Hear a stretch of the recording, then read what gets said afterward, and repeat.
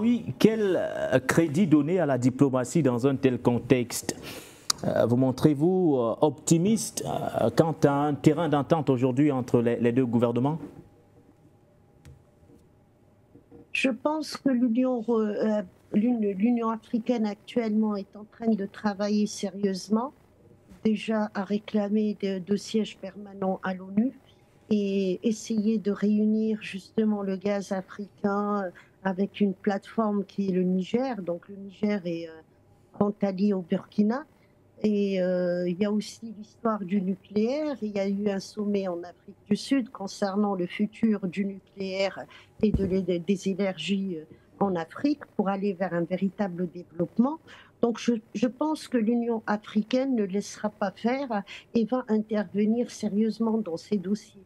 Il serait temps que les pays qui ont décidé d'aller vers ce que nous appelons l'AES essaye quand même de trouver une certaine stabilité et d'aller vers des gouvernements civils, pas en éliminant les militaires, bien évidemment. On peut, par exemple, M. Assimi Goïta peut sortir de son poste pour se proposer et être président du Mali. Les Maliens qui l'estiment et qui l'aiment, et puis on voit en lui quelqu'un de solide, on peut voter pour lui. Il faudrait passer le cap justement de rester côté militaire et côté ce que les Européens, les Occidentaux appellent les putschistes. Il serait temps de passer à autre chose, ne serait-ce que pour légitimer sa présence au pouvoir.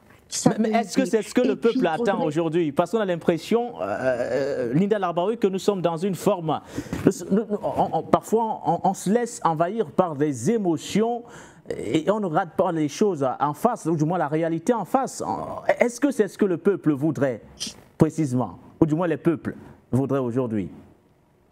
Le problème des peuples africains, et j'en fais partie, moi, ce que j'ai appris le plus en Europe, c'est le pragmatisme. Nous ne savons pas réfléchir avec un pragmatisme réel, nous réfléchissons avec le cœur. Nous sommes très émotifs en Afrique et c'est ça qui fait aussi que nous restons un peu en retard. C'est pas compétences, mais nous réfléchissons avec le cœur, pas avec le cerveau. Donc, moi, je l'ai vu quand j'ai intervenu par rapport sur quelques dossiers, notamment le dossier malien concernant l'incident qu'il y a avec l'Algérie. Ben, je me suis retrouvée, parce que je suis algérienne, et je me suis retrouvée déjà dès le départ partir menteuse et partir perdante dans ce qu'on appelle un combat. Mais pour moi, je ne suis pas dans un combat. Je suis dans un combat contre l'Occident, mais pas contre les peuples africains qui souffrent autant que moi en vérité.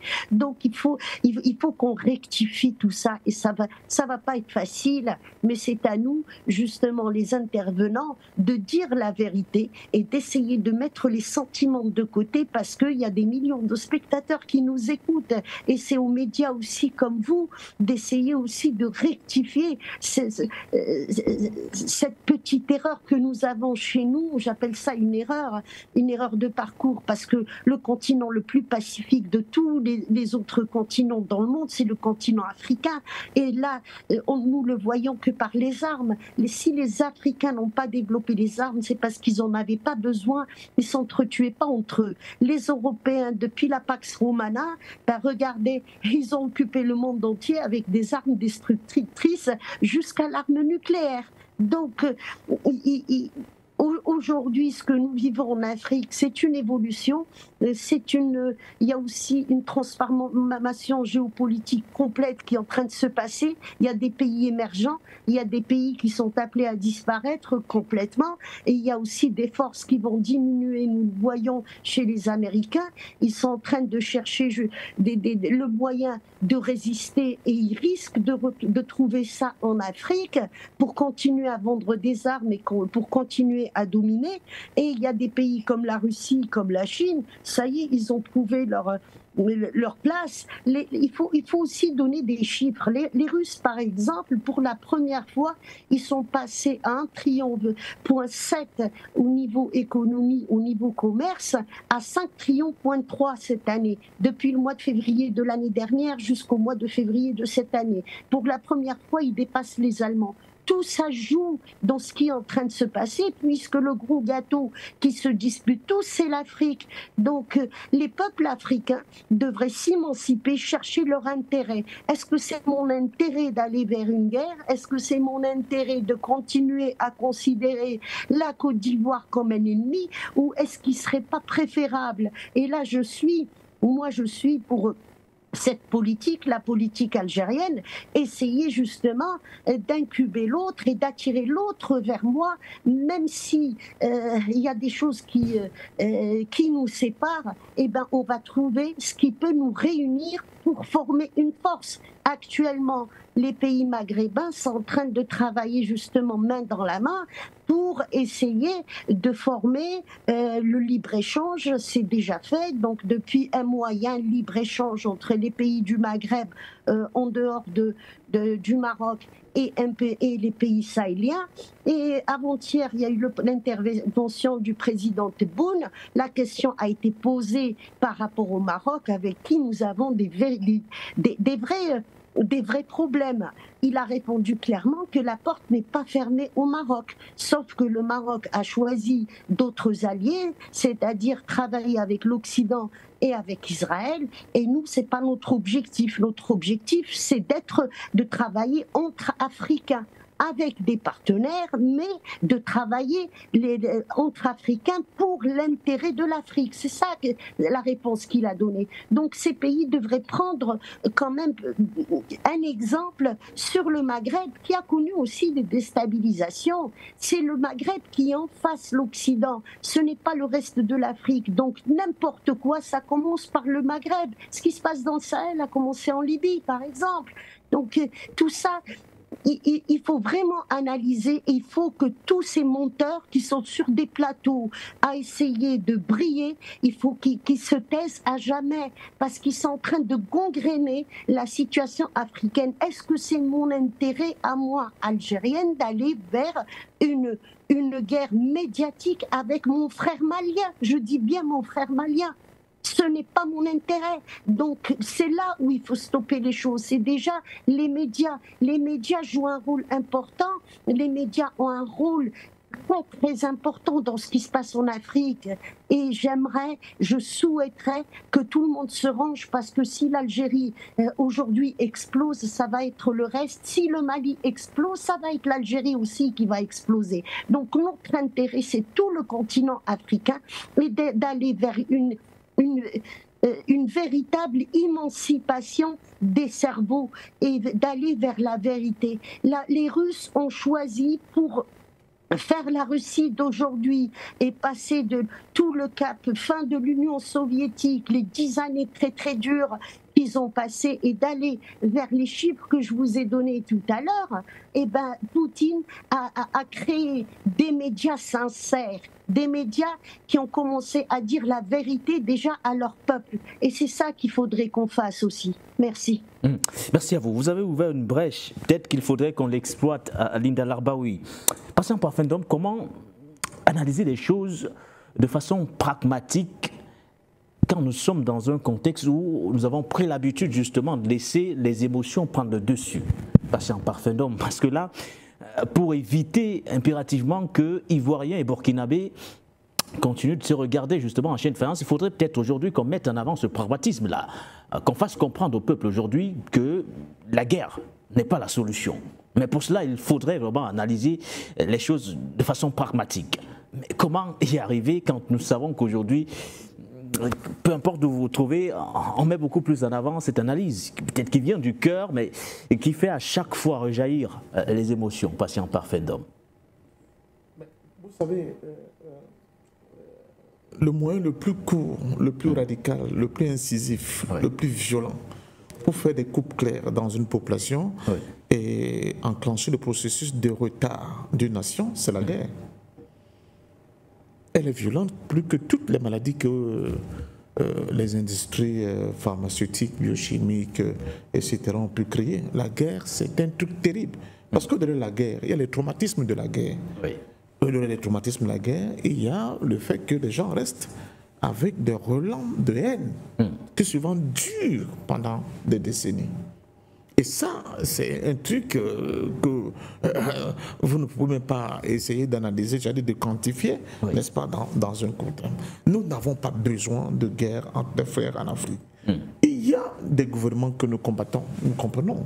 C'est logique parce que ces gouvernements-là ont des attitudes, ont des comportements, ont des relations avec ceux qui pillent l'Afrique, et c'est pour cela que nous combattons ces régimes et ces gouvernements. Mais il ne faut pas confondre ces gouvernements et ces régimes que nous combattons avec le peuple, parce que c'est des choses différentes. Par exemple, nous, le cas de la Côte d'Ivoire, j'ai beau combattre le président Ouattara comme je le fais depuis très longtemps, mais je ne suis pas du tout d'accord qu'une autre guerre se déclenche au niveau de la Côte d'Ivoire, au vu de l'expérience de la crise post-électorale ivoirienne, avec des milliers de morts. Ce n'est pas un jeu. Jusqu'aujourd'hui, la Côte d'Ivoire, tant qu'elle n'est pas encore en réalité debout. Il y a des gens qui sont là comme des zombies parce qu'on n'a pas encore vraiment vidé complètement cet abcès-là de cette crise post-électorale. Et pire encore dans cette situation-là, mon cher ami, on oublie souvent que nous sommes dans des constructions, n'est-ce pas? Ouattara passera certainement demain et un autre pouvoir arrivera. Bon, je fais un clin d'œil à ceux que nous combattons ici sur la question de Macky Sall. Vous voyez comment ils sont heureux aujourd'hui. Ça veut dire que les hommes passent, mais les institutions demeurent. Mais quel est le regard qu'on aura quand d'autres seront au pouvoir? Pire encore, les peuples. Les peuples, ils n'ont pas, ils doivent toujours garder en esprit qu'en réalité, c'est eux qui sont à la base de ce processus, n'est-ce pas, de solidification de nos entités. Vous savez, les partis politiques, comme les associations, la société civile, ne remplaceront jamais le peuple. Ce ne sont que des instruments, n'est-ce pas, dont le peuple peut se servir à un moment donné pour faire avancer leur cause. Et il peut bien arriver qu'il y ait des usurpations, comme on le constate un peu partout, où des partis politiques, des groupements d'individus font même basse, n'est-ce pas, dans une entité. Mais ça ne peut pas durer éternellement, c'est pour un moment, d'autant plus que si ce peuple a des ressorts, est bien formé, est bien organisé, elle va finir par venir à bout, n'est-ce pas, de ces usurpateurs qui, pour un laps de temps, essayent de caporaliser complètement leur destin. Alors, c'est là où on rentre dans la projection de lendemain, de demain. C'est là où je parle souvent de l'unité politique de notre continent. Et j'entends les gens me dire, ah, mais c'est trop vite, vous allez trop vite. Mais je dis, il faut qu'on ait cela en esprit et que nous nous mettons au travail pour qu'on puisse travailler en profondeur pour que cela n'arrive pas. Et c'est ça qui va créer, n'est-ce pas, notre rêve. Et le génie africain est là pour produire ce rêve-là. C'est pour cela que je dis à mes frères burkinabés et aux Ivoiriens, sachez raison, gardez attention. Une guerre entre ces deux pays aujourd'hui aura des conséquences néfastes, non seulement pour ces deux peuples, mais aussi pour l'ensemble de la sous-région, dont l'AES aujourd'hui constitue, n'est-ce pas, une construction qui est en train de faire honneur à l'Afrique et de faire plaisir à tous ceux qui combattent, n'est-ce pas, contre le néocolonialisme et la France-Afrique depuis très longtemps. Et là encore, je suis d'accord avec Mme Dina Labaoui, à l'intérieur de l'AES, il faut qu'il y ait des compromis. Il faut qu'il y ait des compromis entre des dirigeants de transition et les acteurs à la fois politiques et la société civile pour qu'il n'y ait pas ce split, il n'y ait pas ce hiatus entre eux qui dirigent le pays et un certain nombre d'acteurs à la fois politiques et la société civile qui ont l'impression que, bon, ils sont dépossédés du tout. Je rappelle que même sur le Vietnam, Ho Chi Minh n'était pas militaire, mais il a dû mener 2 guerres assez importantes. Et le général Diap, au départ, c'est pas militaire, il ne faut pas l'oublier. Mais quand vous voyez les constitutions, c'était armée de peuple, guerre de peuple. C'est-à-dire que, quels qu'en soient les cas et dans toutes les situations, on fait tout pour que le peuple et l'armée soient un. Et là, on peut faire, il y a plusieurs constructions qu'on peut faire, il y a plusieurs propositions qu'on peut faire pour que cette osmose-là existe et qu'on puisse continuer l'avant. Et là, je suis d'accord, encore, je l'ai dit d'ailleurs aussi, et Mme Dina Labaoui a repris, vous savez, dans beaucoup de pays, quand c'est très dur, les militaires, parce que c'est eux qui ont raison et qui estiment avoir raison parce qu'ils ont le soutien du peuple, ils font quand même des efforts pour changer de touche, excusez-moi l'expression, pour être dans le cadre d'un civil et aller à la conquête du pouvoir et souvent il le conseille pour très longtemps. Les derniers exemples, c'est le général Al-Sisi. N'oubliez pas que Al-Sisi, c'est un militaire à la base.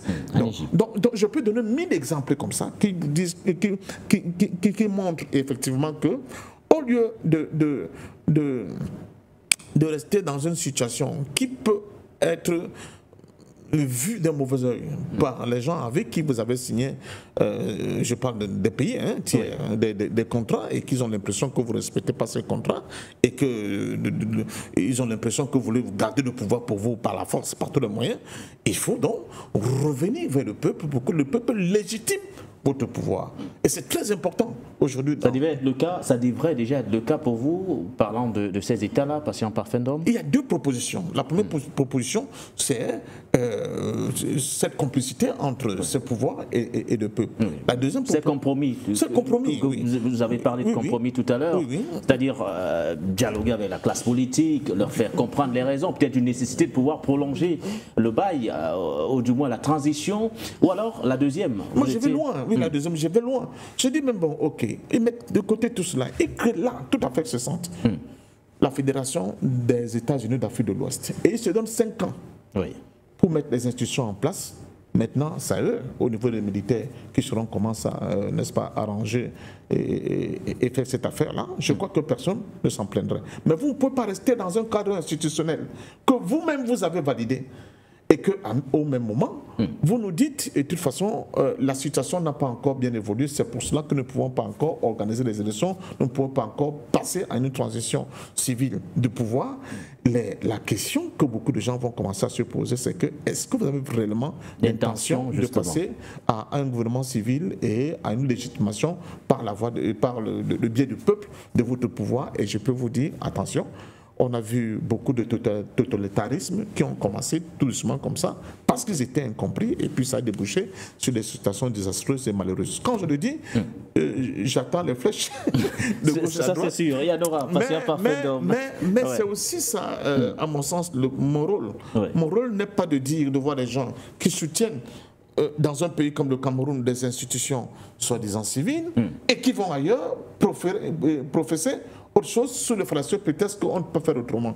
Il y a beaucoup de gens qui sont au pouvoir aujourd'hui qui étaient à la base des militaires. Alors, à mes frères maliens, que je soutiens, et dont mon soutien il est inégalé, de ne pas prêter le flanc, n'est-ce pas, à la critique, n'est-ce pas, de leur propre peuple. Et c'est ce que attend l'Occident pour rentrer en fond, n'est-ce pas, comme un poisson dans l'eau et crier, n'est-ce pas, cette esclame, cette zizanie. Et il ne faut, ça ne sert à rien de cataloguer les gens, d'indexer les gens. Oh, lui, il a la sorte de le Soudan, lui, il a la sorte. Non, ce n'est pas ça qu'il s'agit. Il faut convaincre, n'est-ce pas, par le biais d'un certain nombre de mécanismes qu'on mettra en place pour que, justement, le peuple se reconnaisse dans son armée et que son armée se reconnaisse dans le peuple et que les deux forment une seule entité, n'est-ce pas, pour la conquête des souverainetés dont nous avons tant besoin au niveau de notre continent aujourd'hui. Avant de prendre la deuxième thématique, nous faisons un tour au standard avec M. Sidi, qui nous a rejoint, je rappelle.